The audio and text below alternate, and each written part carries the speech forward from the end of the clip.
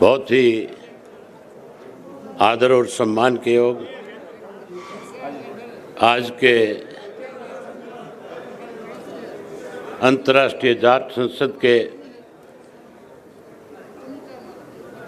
मुख्य अतिथि पूर्व में रहे केंद्रीय मंत्री चौधरी वीरेंद्र सिंह जी, जम्मू कश्मीर के पूर्व मंत्री सरदार मनजीत सिंह जी, उत्तर प्रदेश के राष्ट्रीय लोकदल के विधायक श्री प्रदीप चौधरी जी, चौधरी राम सिंह खुलेरी जी, हरियाणा के इंडिपेंडेंट विधायक चौधरी सोमवीर सांगवान जी, श्री विक्रम रंधावा जी,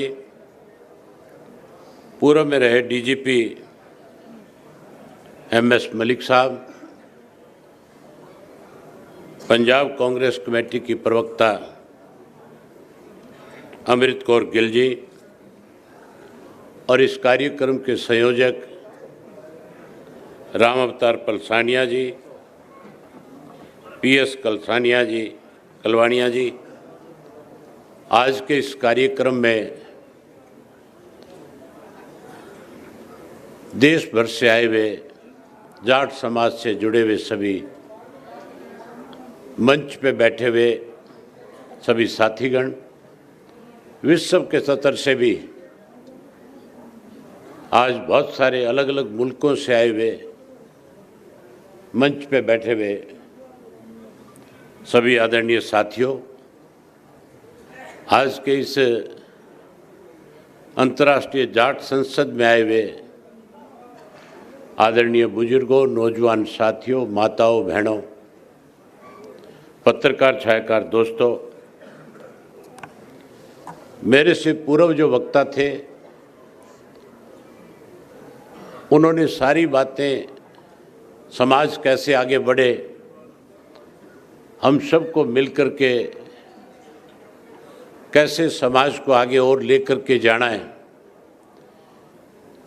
इसके लिए हमें आपस में चाहे हमारे राजनीतिक रिश्ते ठीक ना हो, लेकिन समाज कैसे आगे बढ़े इसके लिए हमें राजनीति से ऊपर उठ करके सबको एक मंच पे इकट्ठा होकर के समाज को आगे ले जाने में अपनी जिम्मेवारी निभानी चाहिए। ये सारी बातें मेरे से पहले बहुत विस्तार से बताई गई। गवर्नर साहब ने बहुत खुल करके आपके बीच में चर्चा करी। एक किस्सा भी बहुत बढ़िया सुनाया उन्होंने कि कैसे वक़्त में एक मामूली जाट ने जो भेड़ बकरी चढ़ाने का काम करता था, उसने कैसे लोगों को संगठित किया, कैसे मुसलमान से लड़े, कैसे अपनी कौम को उन्होंने बचाने का काम किया। उनकी अगली पीढ़ी ने उन्हीं से शिक्षा लेकर के कौम को हमेशा आगे बढ़ाने में बड़ी जिम्मेवारी निभाई। चौधरी वीरेंद्र सिंह जी ने भी सारी बातें आपके सामने रखी। मेरी ख्याल अब कोई ऐसा इशू है नहीं कोई बचा हुआ जिस पे कोई चर्चा की जा सके, लेकिन मुझे मंच पे बुलाया गया। मैं विशेष रूप से पलसानिया जी का, कलवानिया जी का आभारी हूँ कि उन्होंने आज मुझे आपके बीच में बुला करके आप सब लोगों से रूबरू होने का जो मुझे सौभाग्य प्राप्त हुआ, उसके लिए मैं इनका बहुत आभारी हूँ। साथियों, शिक्षा की बात चली, बिजनेस की बात चली कि हमें अपने बच्चों को शिक्षित करना चाहिए, हमें बिजनेस में आगे बढ़ना चाहिए।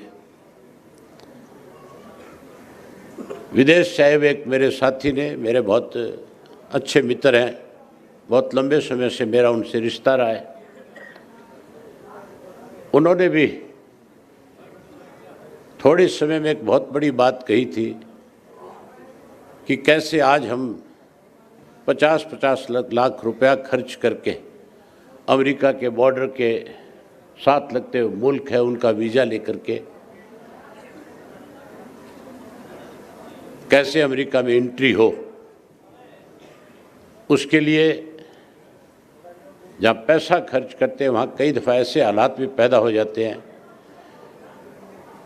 कि जो बच्चे यहाँ से जाते हैं वो अपने मुकाम तक पहुँचने से पहले परमात्मा को भी प्यारे हो जाते हैं।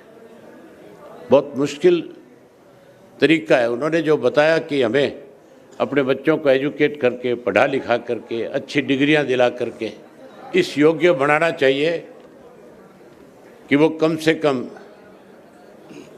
जब विदेश में जाना चाहे तो उनकी डिमांड हो वहाँ पे कि उनको वहाँ की कंपनियां स्वयं यहाँ से वीज़ा ले करके उन मुल्कों में जॉब दे।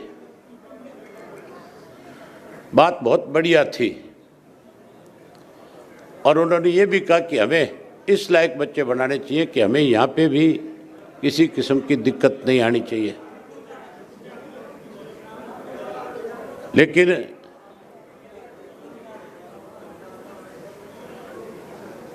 आज की तारीख में जहाँ हमें एजुकेशन पे ध्यान देना चाहिए, वहीं उसके साथ साथ समाज की जो बुराइयां, कुरीतियां, जो कमियां हैं, जो खामियां हैं, उनको भी दूर करने के लिए हमें आपस में मिल बैठ करके फैसले लेने चाहिए ताकि हमारा समाज भी और आगे बढ़ सके। हमारा समाज जो है, जाट जो है विशेष करके, उसने हमेशा दूसरे की मदद में आगे बढ़ने का काम किया है।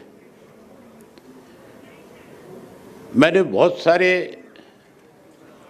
ऐसे इत्तेफाक देखे हैं जब कोई किसी की मदद के लिए आगे नहीं आता तो हमारी कम्युनिटी के लोग जो है वो कहीं ना कहीं आगे बढ़ करके ना केवल मदद करता है बल्कि वो इस तरह से मदद करता है कि जैसे उसके खुद के अपने किसी सदस्य के साथ कोई दुर्घटना हो रही है और कैसे वो उसकी मदद करे, वो अपना सब कुछ दांव पे लगा करके भी दूसरे की मदद करने के लिए हमेशा आगे रहता है। अभी बात चल रही थी चौधरी छोटू राम की।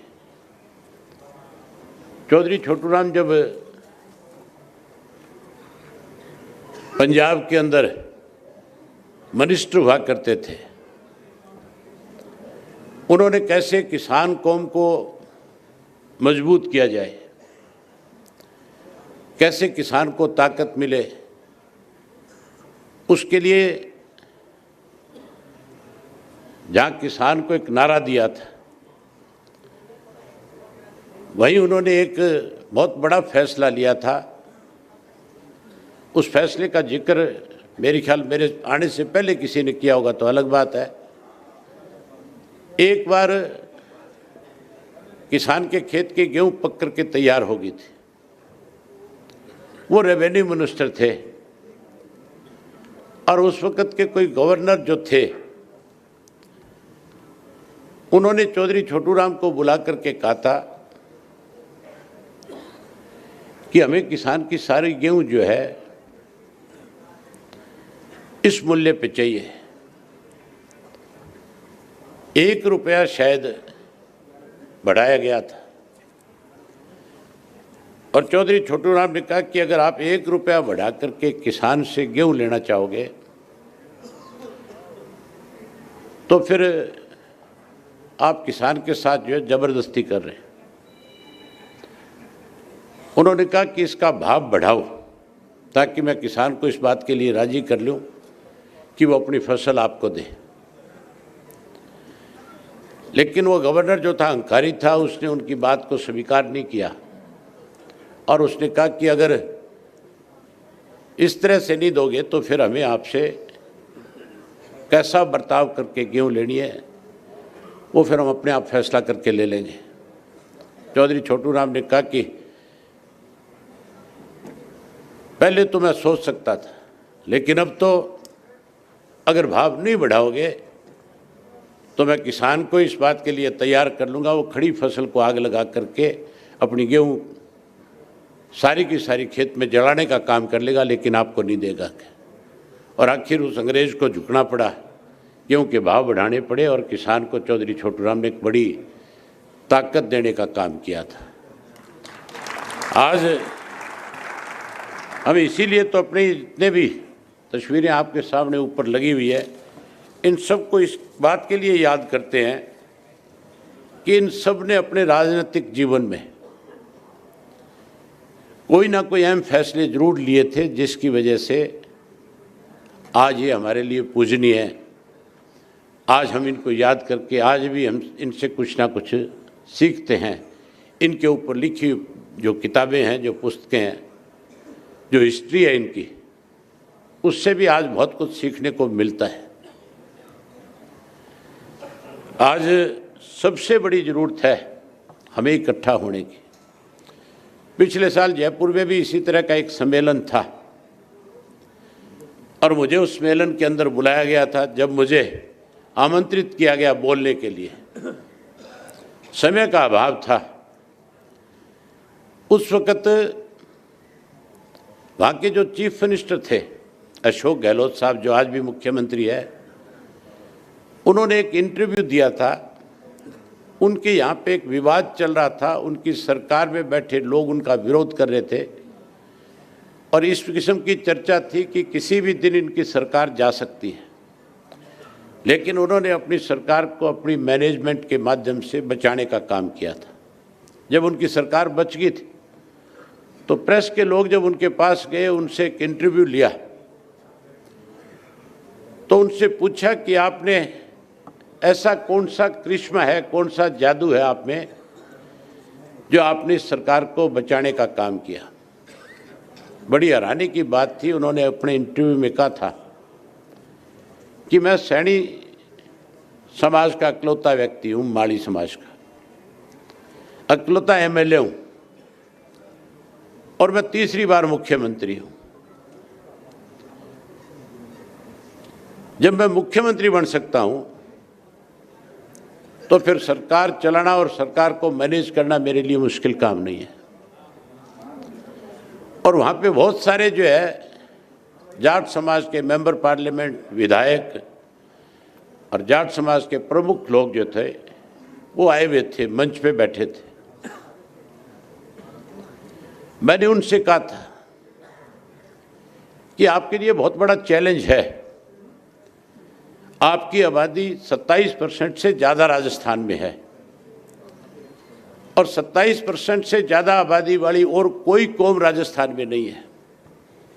ना राजपूत है, ना मीणा है, ना गुर्जर है। वहाँ ये 4 बड़ी जातियाँ हैं। इनमें सबसे बड़ी जाति अगर कोई है तो वो जाट हैं। और मैंने कहा ये अशोक गहलोत ने जो इंटरव्यू में बात कही है, ये आपको चैलेंज किया एक तरह से कि 27% वाले भी जो हैं उन पे भी मैं आज राज कर रहा हूँ। मैंने कहा आप इकट्ठा हो, राजनीति से ऊपर उठ करके कैसे जाट कौम इस प्रदेश में सत्ता में आए, इसके लिए आप अपने मतभेद भुलाओ और इकट्ठे होकर के इस लड़ाई को लड़ो, ताकि आने वाले समय में कोई दूसरा व्यक्ति इस किस्म के छिटाकसी आपकी कौम पे ना कर सके और आप अपनी ताकत के साथ इस प्रदेश पे अपना मुख्यमंत्री बना करके साबित करो कि हम एक हैं, हम ताकतवर हैं, हम वो लोग हैं जो केवल अपनी अपनी कौम के साथ नहीं बल्कि गांव के अंदर जो 36 बिरादरी के लोग रहते हैं, हमारे यहाँ तो सबसे बड़ा भाईचारा कोई अगर मजबूत करने का काम करता है तो वो जाट कौम के लोग करते हैं। आप किसी गांव का उदाहरण ले लो, अगर किसी गांव के अंदर, जाट के गांव के अंदर किसी गरीब के घर में कोई अनहोनी हो जाती है, सबसे पहले जाट जाति के लोग उसके दरवाजे पे जाकर के खड़े होते हैं और उससे जाकर के कहते हैं कि जो हो गया उसको तो हम वापस नहीं करवा सकते, लेकिन हम तेरे साथ हैं। आगे तेरे को किसी किस्म की परेशानी ना आए, इसके लिए तुझे चिंता करने की ज़रूरत नहीं है। हम तेरे साथ खड़े होकर के तेरी मदद करने में जो हमारी जिम्मेवारी होगी उसको निभाने का काम करेंगे। हम तो भाईचारे को मजबूत करते हैं, लेकिन जो सत्ता में बैठे लोग हैं वो कहीं ना कहीं हमारे भाईचारे को तोड़ने में हर तरह के अच्छे हथकंडे अपनाने का काम करते हैं। चौधरी वीरेंद्र सिंह बैठे हैं, हरियाणा के अंदर जाट आरक्षण को लेकर के बहुत लंबे समय से इस बात की मांग की जा रही थी कि जैसे राजस्थान के अंदर बैकवर्ड क्लास के अंदर जाट को प्रतिनिधित्व दिया गया है, जाट को आरक्षण दिया गया, उसी तरह हरियाणा में भी 10% जाट को आरक्षण दिया जाए। जाट को नहीं, उसके साथ 4 और कौम भी जोड़ी गई थी, जिसमें बिश्नोई था, जिसमें रोड था, जिसमें आपके जाट था, त्यागी था। इन सब के लिए मांग करी थी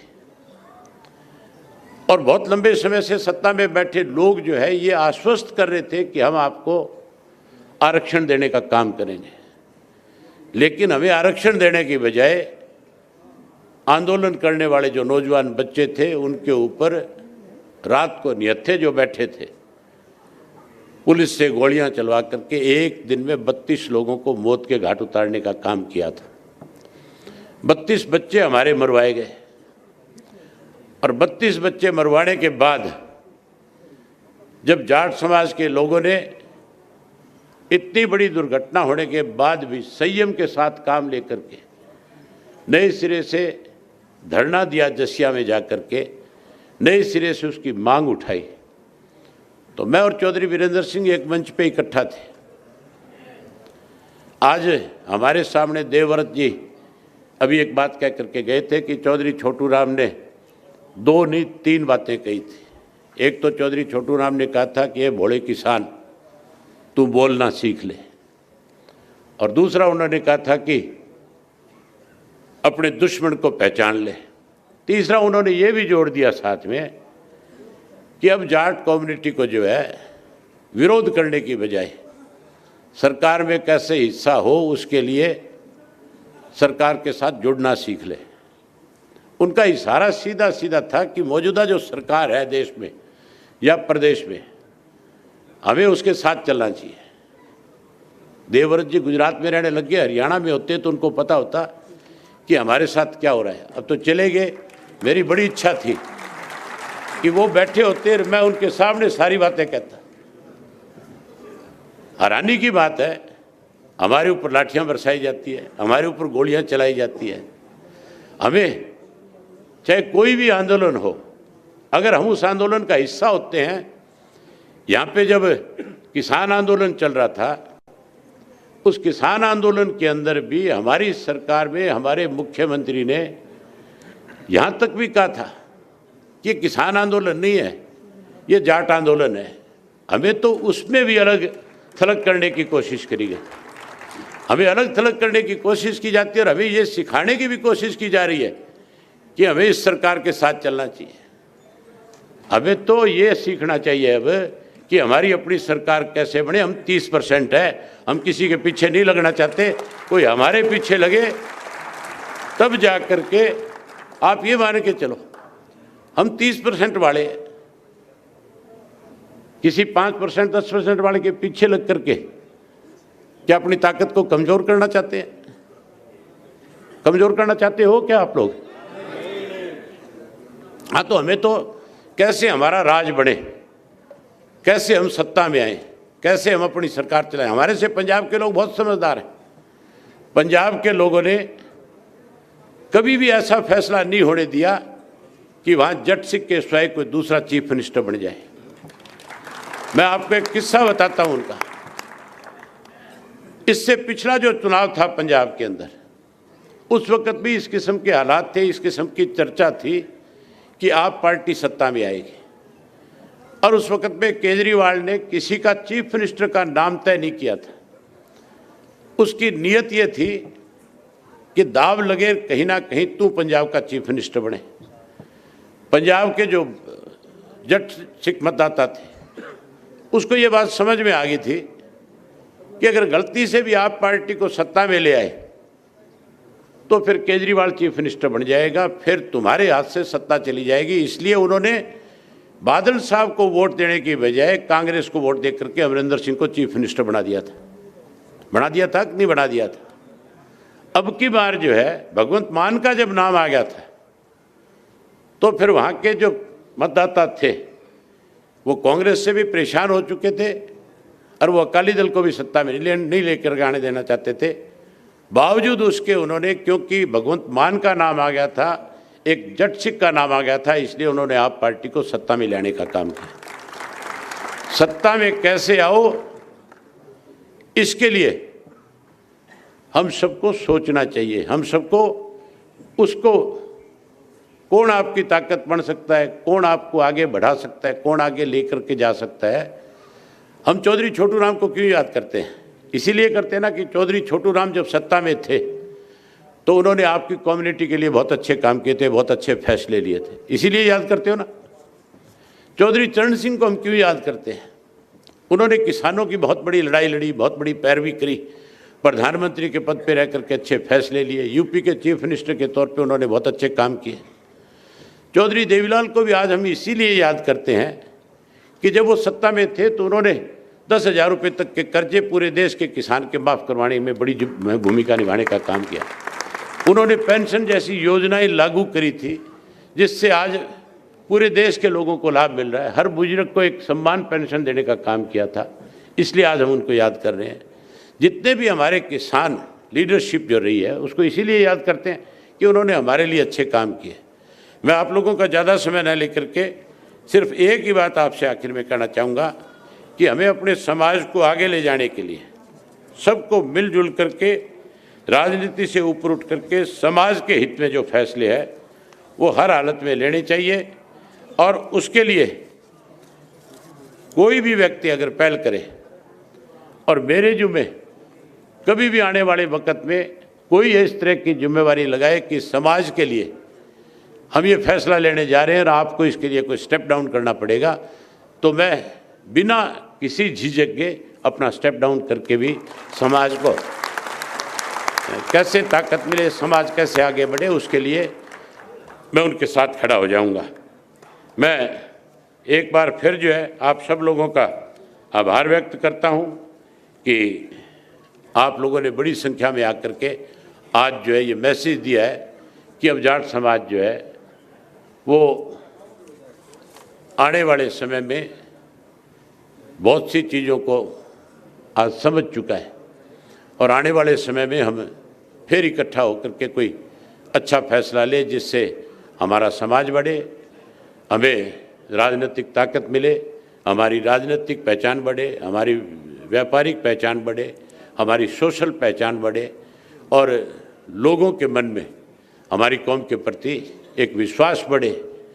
और उसके लिए हम कोई छोटे मोटे विवाद मतभेद उनको भूल करके हमें मजबूती के साथ इकट्ठा हो, ये मैं कामना करता हूँ।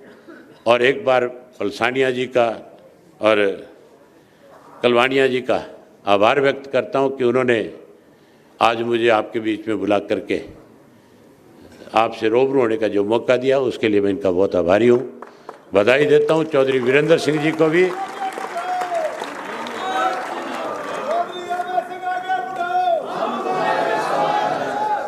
नारे लगाने से कोई आगे नहीं बढ़ता, आगे तो तब बढ़ेगा जब तुम सब लोग बढ़िया फैसला करोगे, हैं?